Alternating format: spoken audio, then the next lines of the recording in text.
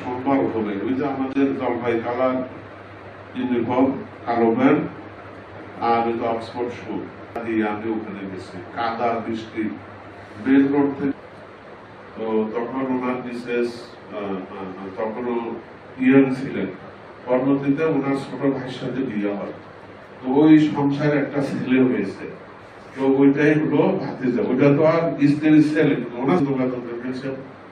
তো ওখানে গেলাম, গিয়ে ওই যে ক্ষেতের আলের ওই যে পোকা মাকড়ে ওইটা ইট গুলিকে সিদ্ধর করে ফেলছে, ইট সুরকি খেয়ে ফেলেছে।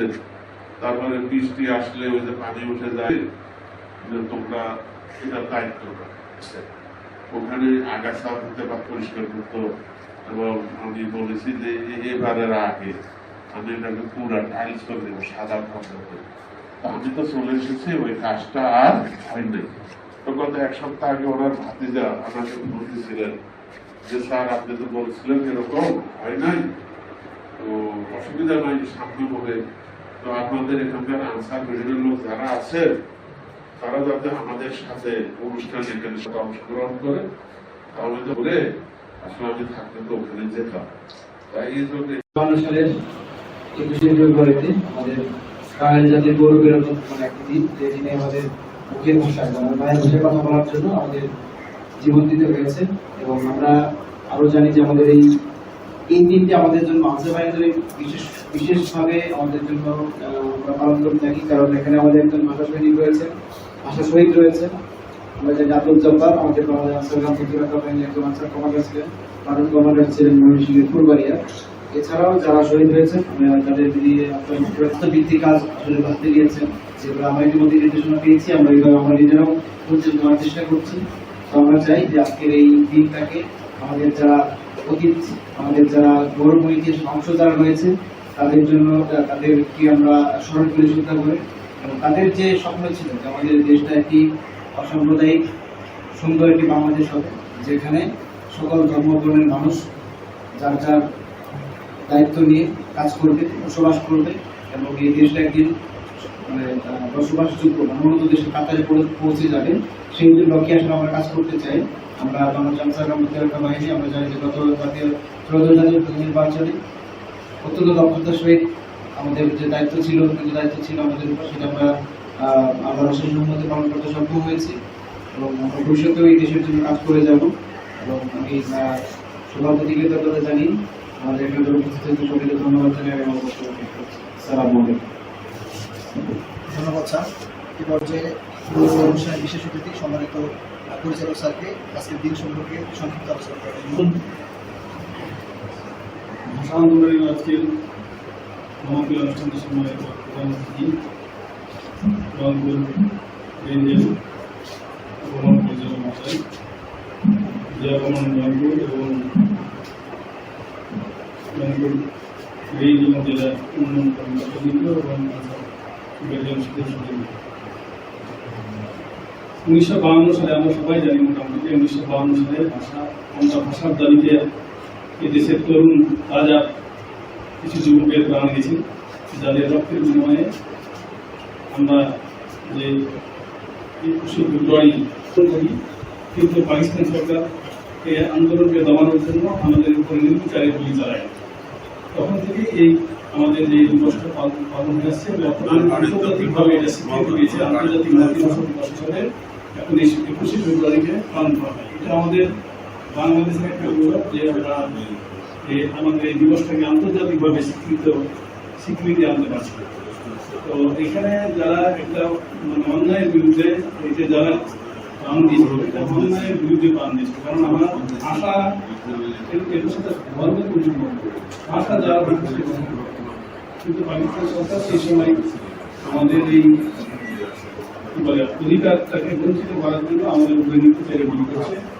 তো সেই শিল্পের প্রতি আমাদের সরকার তারা যেন তাদের এই যে অন্যায়ের বিপক্ষে তারা যে সংগ্রাম করছে, সেই জন্য আল্লাহ তাদেরকে যেন জায়গা দান করে, এবং আমরা যেন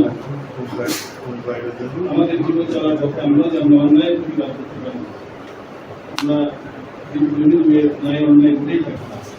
উপস্থিতি এত কম কেন? আর আছে না রুমে? আছে তুমি ওর দিকে তাকাও না, আমাদের ফাইনাল মধ্যে জিনিস আছে আর নাই। আমি যদি যাই দেখে আসি এখন পাবো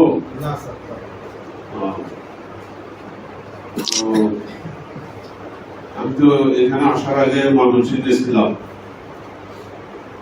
তো ওই যে জব্বার প্রশাসনিক উনি আমাদের গেটে তার ছবি আছে, ওই টাইলস দিয়ে ছবি বানানো, তার আগে তো বই পুস্তকে পড়েছি।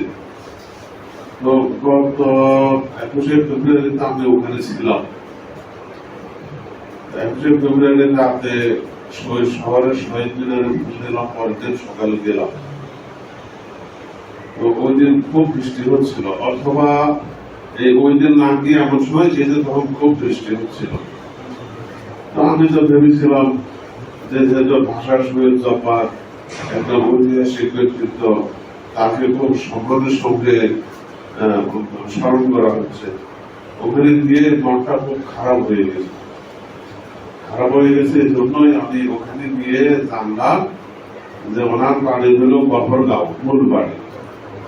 তো উনি শহীদ হওয়ার পরে যেখানে কবর দিয়েছে ওই জায়গায় উনি বাড়ি করেছেন পরবর্তীতে। তো বাড়িটি হলো কি, ওই যে কিছু জায়গা থাকে না, শুধু ধান ক্ষেত মাঠ, আশেপাশে বাড়ি থাকে না, তো ওরকম একটা জায়গায় উনি কিছু জায়গা পেয়েছিলেন, ওই জায়গায় ওনার বাড়ি হয়েছে। তো ওনার বাড়িতে যেতে হলে কোনো রাস্তা নাই, ক্ষেতের আল ধরে হাঁটতে হয়। কিভাবে হাঁটতে হয়? ক্ষেতের আল ধরে। তো আমি যেদিন গিয়েছি ওদের রোববার বা সোমবার হবে, ওই যে আমাদের জলপাই কালার ইউনিফর্ম, কালো প্যান্ট আর অক্সফোর্ড শু। তোমরা বিশ্বাস করবে কিনা, হাঁটুর অর্ধেক প্রায় কাদা দিয়ে আমি ওখানে গেছি, কাদা বৃষ্টি, মেন রোড থেকে 1.5 কিলো ভিতরে। তো ওখানে আমাদের ইউনিয়ন লিডার, আনসার কমান্ডার যারা, ওরাও ছিল ওখানে। আমি যেতে যেতে আমার যেতে কষ্ট হচ্ছিল না, কিন্তু কোথায় ওনাকে রেখে দিয়েছে, কোথায় ওনার বাড়ি ঘর। তো ওখানে গিয়ে দেখলাম ওনার একটা ভাতিজা আছে, ভাতিজা বলতে এরকম উনি যখন শহীদ হন, তো তখন ওনার বিশেষ তখনও ইয়াং ছিলেন, পরবর্তীতে ওনার ছোট ভাইয়ের সাথে বিয়ে হয়। তো ওই সংসারে একটা ছেলে হয়েছে, তো ওইটাই হলো ভাতিজা। ওইটা তো আর স্ত্রীর ছেলে, কিন্তু ওনার ছেলে তো না। তো উনি আমাদের সাথে যোগাযোগ রেখেছেন। তো ওখানে গেলাম, গিয়ে ওই যে ক্ষেতের আলের পাশে একটা শহীদ মিনার করা হয়েছে, ছোট একটা শহীদ মিনার, ওটার কোনো সংরক্ষণের ব্যবস্থা নাই। ওই যে পোকা মাকড়ে ওইটা ইট গুলিকে ছিদ্র করে ফেলছে, ইট সুরকে খেয়ে ফেলেছে, তারপরে বৃষ্টি আসলে ওই যে পানি উঠে যায়। তারপর ওইটা দেখে অনেকক্ষণ ওখানে দাঁড়ালাম, খুব খারাপ লাগলো। পরে আমি আমাদের আনসার বাহিনীর লোকদেরকে বলে এসেছি যে তোমরা এটা দায়িত্ব করো। আমি যতদিন ছিলাম ততদিন আসলে ওরা দেখাশোনা করছে, ওখানে আগাছা হতে পারতো না, ওরা সবসময় ওই যে পরিষ্কার করতো।